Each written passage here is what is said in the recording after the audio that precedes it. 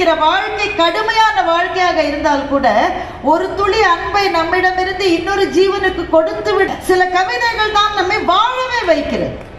சில கவிதைகள் தான் வாழ வைக்கிறது. இதோ இந்த மண்ணில் பிறந்த பாரதி எழுதினான், வஉசியை செக்கிழுக்க வைத்தார்கள் என்ற செய்தி பாரதியினுடைய காதுக்கு வருகிறது. உடனே எழுதினான், தண்ணீர் விட்டோ வளர்த்தோம் சர்வேசா, இப்பயிரை கண்ணீரால் காத்தோம் கருக திருவுளமோ, மாதரையும் மக்களையும் வன்கண்மையார் பிரிந்து காதல் இளைஞர் கருத்தழிதல் காண்பாயோ, மேலோர்கள் வெஞ்சிரையில் வீழ்ந்து கிடப்பதும் நூலோர்கள் செக்கடியில் நோவதுமே காண்கிலையோ, எண்ணற்ற நல்லோர் இதயம் கலங்கி இரு கண்ணற்ற செய்போல் கலங்குவதும் காண்கிலையோ என்று மகாகவி பாரதி கண்ணீரோடு எழுதினார். அந்த கவிதை எழுதப்பட்டு 110 ஆண்டுகளுக்கு மேலே ஆகிவிட்டது. பாரதி உயிரோடு இல்லை, வஉசி உயிரோடு இல்லை. அவர்கள் யாரால் சிறைப்பிடிக்கப்பட்டார்களோ அந்த பிரிட்டிஷ்காரனுடைய சாம்ராஜ்யம் முடிந்து எத்தனையோ ஆண்டுகள் ஆகிவிட்டது.